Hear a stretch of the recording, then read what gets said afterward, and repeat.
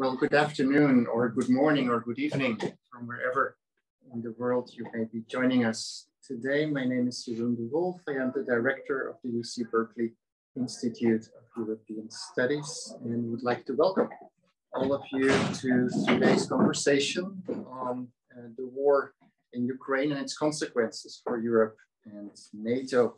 With two experts on the region, we welcome to our institute today. We have with us Professor Ulf Brunbauer and Dr. Sören Urbanski. And I will be assisted as moderator in this event by my colleague Akasemi Newsom, who's the Associate Director of our Institute of European Studies. Allow me to briefly introduce two speakers we have with us here today. Ulf Brunbauer, who after completing his PhD in history at the University of Graz in Austria, joined the Institute for East European Studies at the Freie Universität in Berlin as an assistant professor, and then later his career took him to the chair of history of Southeast and Eastern Europe at the University of Regensburg, also in Germany, where he also is the director of the Institute for Southeast European Studies since 2017. And as some of you may know, the University of Regensburg is a partner institution of our institute, so we're very grateful for this cooperation. We also welcome Sören Urbanski. Sören Urbanski, who's a historian of Russia and China in the modern era. He joined the German Historical Institute in 2018, first as a research fellow in its global and transnational history program in Washington, DC, and since 2021 as director of its specific regional office here at the Institute of European Studies in Berkeley. Sören is currently also a visiting lecturer at the Central European University in Vienna. Of course, we're very excited to have you with us here today. And as some of you may know, our institute also happens to have a cooperation agreement with the German Historical Institute. Without further ado, I suggest we start our conversation. The way it will go is I will ask a question. I will give our guests an opportunity to answer, and my colleague Akasemi will have a question.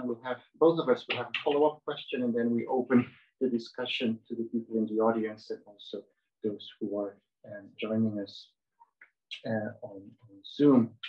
And let me then start the event with a reference to the surprising, I may say, counter that we have seen happening on the ground in Ukraine in the past days. Surprising because many people were not expecting it, and many people were not expecting that Ukrainian forces would be so successful in pushing back Russian forces so quickly. So what I wanted to ask both of you is your assessment on what is currently happening on the ground. I know this is challenging, but just share with us your ideas, how you see the situation evolving, how you also see the reactions in Russia to what is going on currently on the ground in Ukraine, and what you think is the most likely reaction we will see from Putin, from Russia to what is happening currently on the ground in Ukraine. So a difficult question to start with, Ulf, but with your expertise, I'm sure you will give us some insight. At least I will try. I mean, both of us certainly we are both historians, which probably is also kind of emblematic for the German expertise on the region, which is very much concentrated in history. And I guess neither of us has much of a military experience.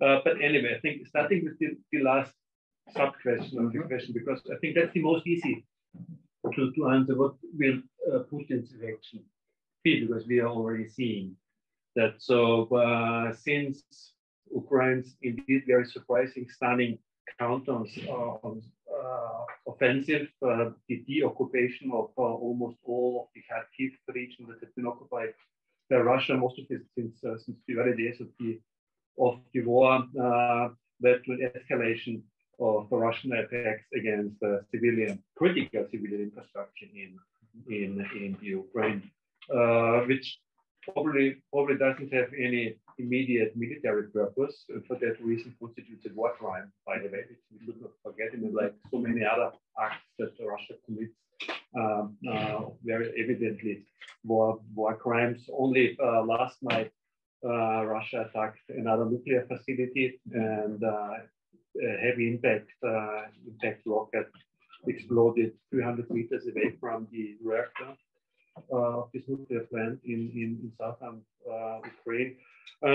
So obviously that's an attempt to terrorize Ukrainians into them maybe accepting some kind of defeat. And I think it's also probably a deliberate attempt by Russia to prevent Ukraine from exporting energy to Europe, which Ukraine has promised to do and is able to do. But we also see another reaction, another response that was to be expected, was that Russia is increasing its efforts of mobilizing without mobilizing. That is, as we all know, Putin is really very keen to avoid the general mobilization, to maintain this lie of a special military operation, it's called in Russia.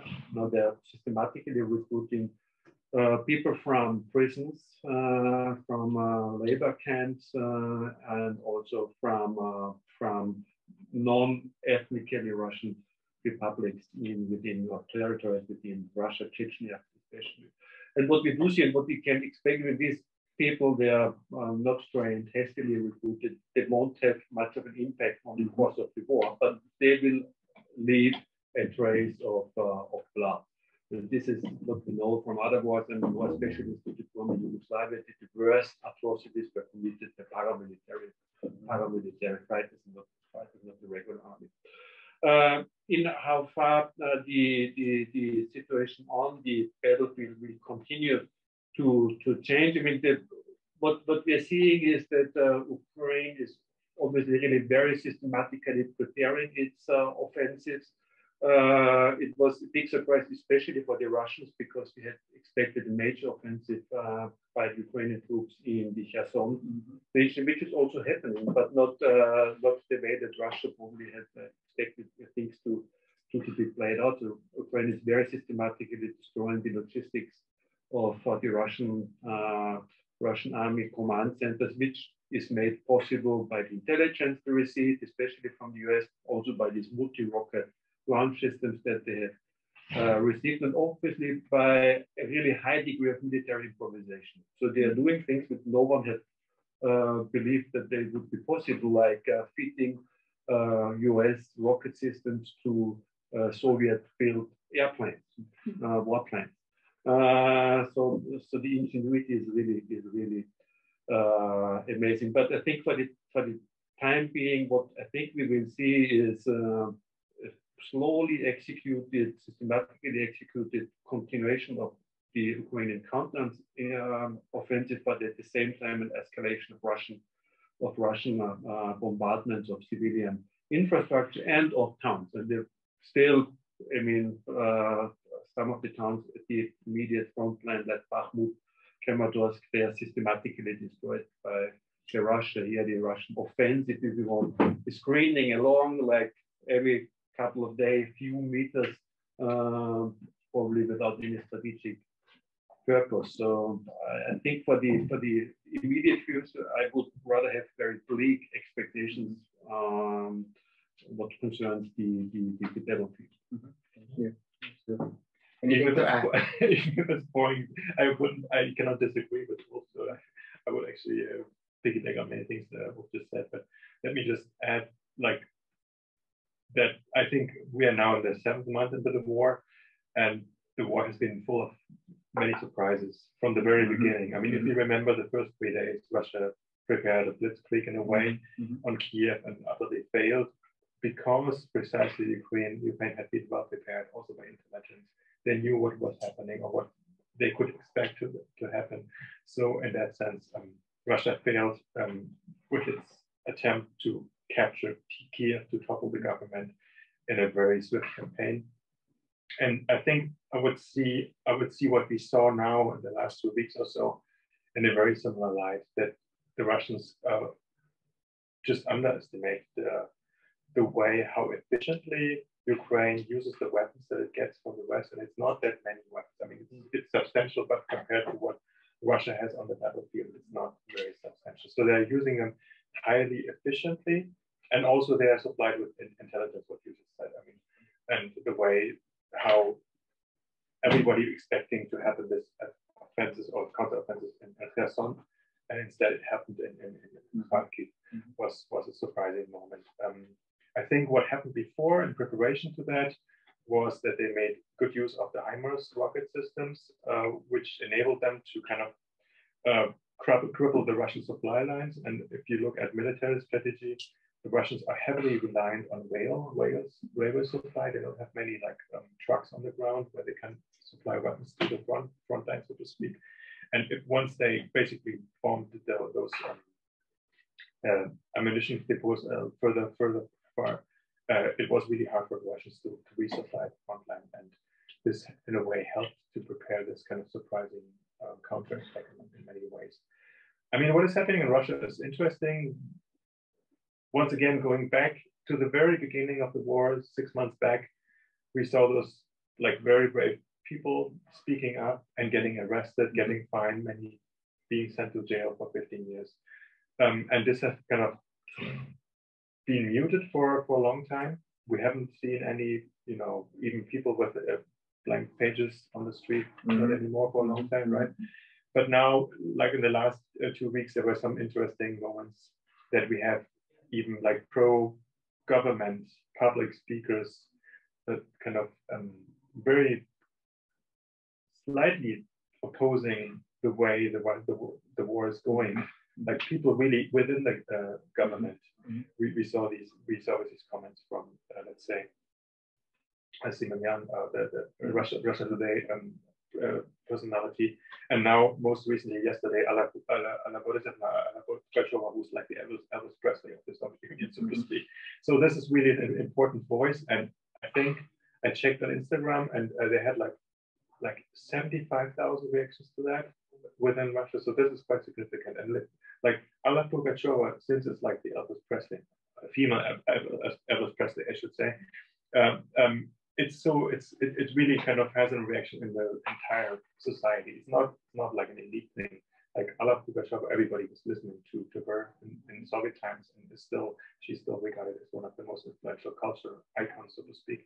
So this really has an impact, and we see more of that in recent weeks. And what is interesting is how Putin is coming under attack from both sides in a way, from the hawks who are not pleased with how the special military operation, how it's officially called, is going, and with public figures like Anna Pugacheva. This will be interesting to see in the foreseeable future how this will play out in Russian internal politics. Thank you so much. Well, I'm very glad to be in this panel with two historians, because my question will be very important for the historical context. So one thing we've seen is that the Ukraine war has led to new or flare-ups of conflict in the former sphere of influence of the old Soviet Empire. So for example, with Azerbaijan and Armenia, there's been a recent escalation of conflict since the wars end there in 2020. We have Moldova, which is the EU candidate country, and the issue of Transnistria, a breakaway republic supported by Russia. Does the involvement of Russia in Ukraine mean that we'll see more conflicts in the former Soviet sphere of influence? And what impact could these new additional conflicts have on Western Europe and on NATO? I'd love to hear your thoughts on that issue. Sure. Yeah, thanks, Christina. That's really a great question, because we are still obviously mainly focusing on really Russia's war against the Ukraine, what is happening in Ukraine. Nobody of us knows when this war is going to end. It's going to end sometime. And obviously, however, in whichever form it ends, it will impact the whole region of the former Soviet Union, because whatever security architecture exists there is Russian based, not speaking, of course, or NATO based. So a change in the relation of in the balance of power between these two powers will certainly affect all the other countries, not only European, but also Central Asian and Caucasian. What we also see, I think that it's not a coincidence that the recent flare up in the Armenian-Azerbaijani war, which has already cost the life of several hundreds, especially military on both sides, very, very shaky truce, then also a violent escalation of a long-standing border conflict between Tajikistan and Kyrgyzstan.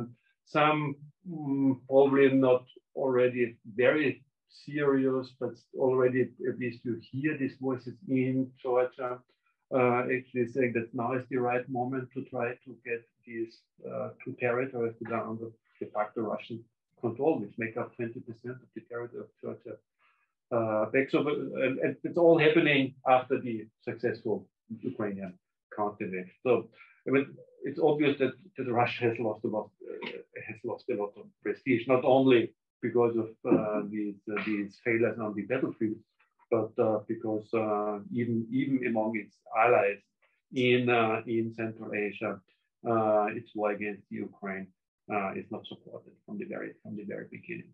But also in a more practical way, because Russia is relocating troops that it has stationed in places like Azerbaijan, where they're supposed to keep peace. In Tajikistan, there's a huge Russian military base of up to 7,000 Russian soldiers, and a couple of thousand of them have been recommissioned to Ukraine. And similarly, probably also from Transnistria. So Russia is also not losing in prestige, but also military clout in the region. We do see debate already very intense in Armenia about actually changing its patron, saying that, okay, we have put our lot together with Russia. Russia is not providing protection. Azerbaijan gets massive support from Turkey. Speaker Pelosi visited Armenia a couple of days ago. So we might see a really realignment in the Southern Caucasus and also in Central Asia, and China probably being the more important player than Russia. But I think the big story is, and this is something that we need to, and I hope that people in the know already started thinking about it. What kind of security architecture will there be for the post-Soviet space? Mm-hmm. So we now see that the dissolution of the Soviet Empire, its consequences have not been actually solved. And it turned out that might be more violent than we used to think in 1991 when the Soviet Union broke apart. We have this huge space. Also, and Russia looks like a very powerful, very stable country because it has been turned almost totalitarian dictatorship. But we also know how unstable this kind of political systems can be that look forever. But then when they are no more, no one is surprised that they are no more. But we're talking about a huge, very heterogeneous space. For which I think we don't really know what possible future of security architecture might be, and I think that's one of the debates that we really need to have. The West is not very much of an important player at the moment in the region outside of the Caucasus. Moldova certainly is, but not in Central Asia. Also after the debacle in Afghanistan. And to think of the security architecture without Russia, we really still lack imagination what this could be. But that could be a really major zone of violence. If you look, but basically no borders are really mutually accepted by the countries in the region. Yeah, I mean, I can just follow up on that. And Ulf briefly mentioned that. I mean, like when you study empires, you always study also the collapse of an empire, and we always have perceived the Soviet Union as a comparatively peaceful collapse. I mean, of course, there were casualties in Lithuania and in Georgia and other places, but compared to other stories or other empires we have seen collapsing in the 20th century, this was probably one of the more peaceful stories, and this might be rewritten now. We will see, and it's really in flux still. 30 years after the end of the Soviet Union. And what I find most striking indeed is the consequences the war in Ukraine or Russia's aggression against Ukraine has in all these countries. And just to take one example, that is namely Central Asia. Since the early 2000s, the Chinese government and the Russian government had a gentleman's agreement in Central Asia. They founded this as a Shanghai Security Organization. And basically the story was Russia keeps a military foothold in Central Asia, and China is able to kind of exploit it economically, as also Russia is able to do. But this is now changing, and you mentioned that there's military bases not only in Tajikistan, but particularly there it's interesting because the Chinese in recent years have already put up military presence in Tajikistan, not as a military, but it's called Wujing, which is like military police. But in fact, it's the same thing. So they actually acquired some territory from Tajikistan recently. They purchased it, but also they have put down boots there, and we will see a development in that direction. I think an ongoing development in that direction, and in a similar way, you can read like Xi Jinping's recent trip to Central Asia. I mean, it was his first trip abroad since the beginning of the pandemic. So for over 2 years, Xi Jinping has not traveled abroad. And his first visit was to to Nur Sultan, and it's now called again Astana, I should say, and to Samarkand. So, Kazakhstan is very important for Xi Jinping. I mean, he has been visiting Russia in his tenure 8 times, the United States 4 times, and Kazakhstan also 4 times. And these have been the countries where he has visited most. And it's not by coincidence that he traveled to these countries and that he made a public statement before meeting Putin in Samarkand, in Astana. He said that we should respect the territorial integrity of Kazakhstan. And this was a warning sign to Putin before meeting him. We always think of Russia and China as a big alliance and friendship. It's actually just on the surface. And I would say the Chinese are trying to get the most out of the Russian weakness, and also in military terms. Very interesting. Thank you, Steven. Now, I guess this question took us to Eastern Europe, to Eurasia. Let me perhaps turn the focus a little bit to Western Europe. And when you think about the consequences of the war for people in Western Europe and their daily lives, what comes immediately to mind is the energy costs, right? The skyrocketing energy costs. If you live in Germany, so maybe you can speak a little bit from your own experience on what the consequences of this actually are for you, for your university, for instance.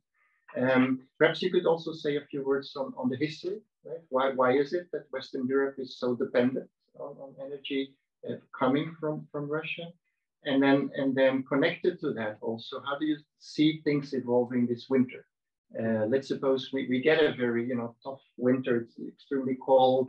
Do you think that energy could actually lead to a situation whereby the population begins to question the solidarity in Western Europe with the fight in Ukraine? How do you see things evolving when it comes to energy? Well, that's certainly what Putin is hoping for, that the West, and especially the European Union's unity, which for many of us was really quite astonishing, still is. And also last couple of weeks, there have been major speeches by German Chancellor, the French President, also the German Foreign Minister, Baerbock, actually doubling down on the support for Ukraine and really framing it as a conflict between democracy and autocracy. The democracies, but the population of European Union countries must be ready to also accept some economic pain. Whether they are, we don't know, and that's of course in Putin's very cynical mind, he would think that the decadent West, which is what he believes, people are not able to withstand economic pain just for supporting a country which, in Putin's mind, even doesn't exist, Ukraine. I mean, and again, of course, we don't have privileged intelligence. And I do think that even if it is a normally hard winter and they're not hard anymore, I don't think that we face a situation in Germany or other EU countries where energy would be rationed. I don't think that we will face blackouts. I think gas will be there when the storage facilities are almost full, which the experts say should bring us through the winter. But the main issue is prices. And they are skyrocketing. I mean, you've been asking for my university. I don't know yet exactly plans, but the university reckons with 600% increase in heating costs. And we're then talking about many millions of euros. So I would not be surprised if we are sent into home office and remote teaching again, but this time not because of the pandemic, but because the university cannot afford to heat its premises. At least these are some of the rumors that we hear. So I think the big question is, first of all, indeed, to what degree, of course, now all European countries are implementing measures to at least take some of the costs from consumers to government budgets, but still, also individual consumers will face much higher energy costs. That's clear. But this was something that would happen anyway. The transition from oil and gas to other kind of energy would be costly, and I think it was one of the lies that we told ourselves, that this huge energy transition, which is necessary, would come without any additional cost. Now it's happening momentarily. It's very quickly. So the question is, to what degree people are going to accept this? I don't expect, I mean, massive protest movements, but the ability of governments to actually payroll, and when it means more deficit spending at the situation when we had a lot of deficit spending also during the pandemic, that's, I think, that's going to be the major question. I mean, so far, the level of support among European populations for support for Ukraine, military support, financial support, also the readiness to take some economic pain is surprisingly high. But so far, that's more an anticipated loss, but not one that people really already feel directly in their daily life. But we are now already hearing about enterprises in Germany, especially exposed because of its large industrial base, and with the you learn about gas dependency of certain industries of which you have never. I didn't know that the production of toilet paper actually depends also on having gas supply. The major German toilet paper producer, whose brand name basically becomes synonym for toilet paper, is already filed for bankruptcy. So I think that's going. So we have another toilet paper shortage like in the beginning of the but I think people still have stocks from the oil days. So the typical German garage is full with toilet paper.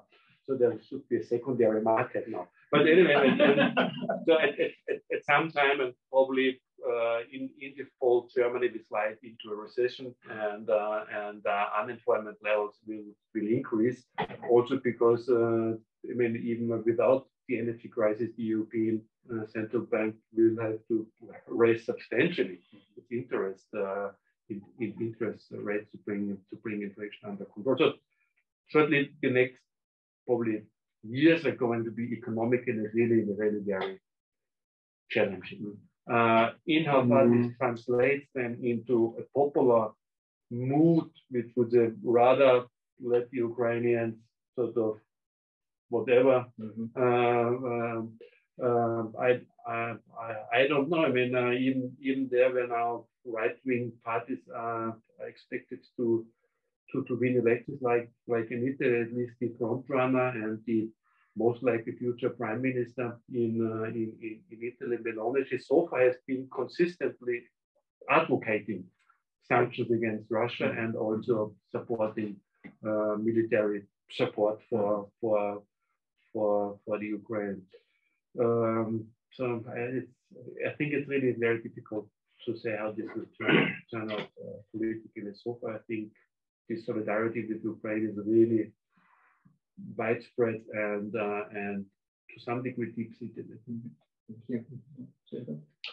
I mean, like historians are already struggling to predict the past, so I'm having a hard time to answer that question. But I think what is astonishing, at least from a German perspective, is really how, I mean, you mentioned that already, but just to put it more in perspective, how quickly the energy mix has changed in Germany, or is changing. I mean, like I looked at the figures to prepare myself a little bit for that meeting here, and I think we had like a dependency of 1/3 of Germany's overall energy mix was natural gas, and more than half of it came from Russia. So it's quite significant. Now nothing is imported from Russia. Mm-hmm. We are looking at a diversification of gas imports, like from Norway, from the Netherlands, but also from third countries with LNG technology, US and Qatar. And there we see like new problematic developments at play. I mean, we are talking about losing Russia as a formerly secure energy supplier, and we are kind of aligning ourselves with Qatar. And it's I don't know whether this is like a very wise move, but I think it's also desperation in a way. So and also I think what is interesting, or what is more interesting, is also like how this policy has been kind of communicated to the German public. I mean, we have the vice chancellor and minister of economy is a Green Party, is from the Green Party, and he is now kind of supporting building up LNG terminals at the North Sea coast ports of Germany. And we all know that LNG is much dirtier than regular natural gas, if you look at the overall balance. And also he is in favor of kind of having the 2 or 3 nuclear power plants on standby throughout the winter. And this is a very tough decision for a Green Party politician to make, especially with the upcoming regional elections, which the Green Party may lose for that very reason, because they have been advocating end of nuclear energy since the early 1980s. Now we have to have this person in that. And I think it's really, I mean, overall I really agree with Wolf with his kind of prognosis that we won't have a very hard winter, in the sense that there won't be people freezing. But we will see how it plays out for, like, for instance, glass industry or aluminum industry, where you really need a lot of energy. And the question is, will they be able to produce throughout the winter? And if they stop, will this have any cascade effects on the economy? Because it's not just one plant being switched off, it's all the follow-ups that we will see. And this will be interesting to see, and this might have actually severe consequences for the German economy. But once again, I'm an historian and I'm not an economic expert. Thank you. Yeah. So I can send you go to your follow-up question, and then we open it up for people from the audience. Of course. So you alluded to kind of the new appetite among European governments to ease the shock of the high energy prices for consumers in an effort to keep the solidarity among the public when it comes to support for Ukraine. But I wonder, how different, given again your expertise as historians, both of you, how different is this new phase of government intervention that we're entering in Europe from past phases of government intervention?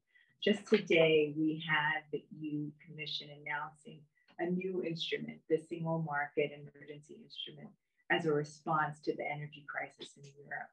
The idea being that this tool will let the EU have new executive powers with which to protect supply chains and to tell firms to prioritize some orders over others and to sanction them, firms, with fines, quite large fines, if they don't comply. And when we look across the continent, of course, the UK is no longer in the EU, but we see Liz Truss and the Chancellor of the Exchequer quite willing to deficit spend to ameliorate energy prices for consumers. We see also, which you mentioned in part, rising far-right parties in Italy, namely, where there is talk of a national economic policy that doesn't pay as much attention to the urge to have solidarity around Ukraine. Is this era of government intervention and planning, is it something different, new, and more extensive than past eras? Be curious to hear your thoughts about that. I think that the answer would depend on what your scale of capital comparison is. So to some degree, it looks almost like a return to good old style Keynesian policies, but this time not so much driven on the national state level, but on the European level. I think that's certainly very. I mean, I think what we are experiencing is nowadays the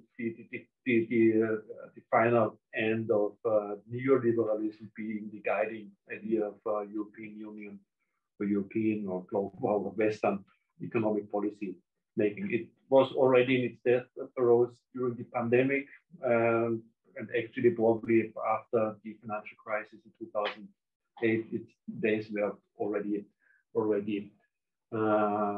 counted. Jean Monnet was one of the founding fathers of the European Union, or European Economic Community, it was called back then, once said that Europe grows through crisis and through the solutions that we find progress. And these solutions have an accumulative effect leading to more European integration. I think this is what we are seeing now with all the ups and downs, and very often kind of feel I think that the EU goes one step forward and then two steps backward. But at the end, it turns out very often there are more steps forward than backward. I mean, they are now throwing out some of the signature policies, actually. The deregulation and liberalization of energy markets was one of the major signature economic policy measures of the European Union in the 1990s and early 2000. And it took only a couple of weeks to throw this out, because now I think very few people would argue with hindsight that this was a very, very smart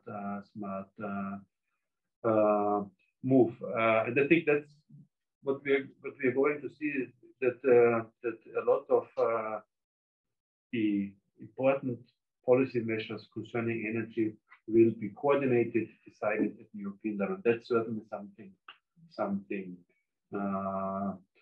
new. I tend to be optimistic when it comes to the European Union, because it has to be said to be almost dead too often, and very often it comes out of the crisis stronger than it entered the crisis. Especially when you see, I mean, a lot of the things that are suggested by the European Commission are not really, well, certainly not implemented in the way that they were initially suggested. But a lot of the things coming out of Brussels, they are really very, very smart, actually. We will see how much of it will be implemented. But the days of EU, when this concerns not only energy policy, basically, I think what we already have been seeing during the last couple of years, even before the war, was the rehabilitation of industrial policy. Mm-hmm. European Union economic policy was mainly one focusing on competition policy, which helped to deindustrialize Eastern Europe, and which also was predicated on the naive assumption that the world is a place where the economists trade fairly, which in many industries brought European enterprises in a really huge disadvantage, not only against Chinese competitors, but also competitors in Japan or South Korea. So other market economies which consistently pursue industrial policies. I think we have already seen a shift towards the rehabilitation of industrial policy on the European level, not only for Airbus, but also for other industries before they want all this is being intensified. Mm-hmm. Now, but the question certainly will be whether anyone will still have the money to actually also bankroll these policy measures. They don't come for free. Their costs involved a lot will depend on the policies of the European Central Bank, which finds itself in a very, very tough place, having to fight inflation on the one hand, but also not wanting to ruin a still very shaky economic recovery in Europe. But Europe will look very, very differently also economic policy-wise after this war. I mean, the war in Ukraine has been an catalyst or accelerator for many developments, and you mentioned the EU policies. But what I can add to that is when we look at China and EU-China policy, we had seen moves towards a more like a kind of cautious policy towards China in recent years, and not only started with the pandemic but before. But really, the war has changed a lot in the perception of China as a trading partner, as a political opponent. And especially if you look at Germany, I mean, China is Germany's most important trading partner. And if you compare this to Russia, Russia is just, you know, I think you can't forget about, like, I think it's 13th or something. Yeah, 30th place. So what German companies and also what the German government is now doing, and also many other European countries, what does this mean for China? I mean, China is observing the war as we observe the war, with a different, you know, perspective on Taiwan maybe. And what happens actually if there is a major conflict? What consequences will this have for the global economy, for the EU-China economic exchange? And I think this will be much tougher than decoupling of Russia.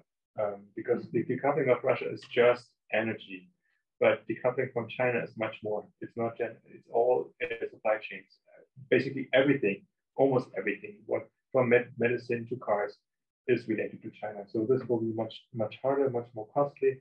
And I think we are just seeing the beginning of a new era, not just between EU and China, but also what it means for globalization, global markets, and so on. And I think the war is just an accelerator.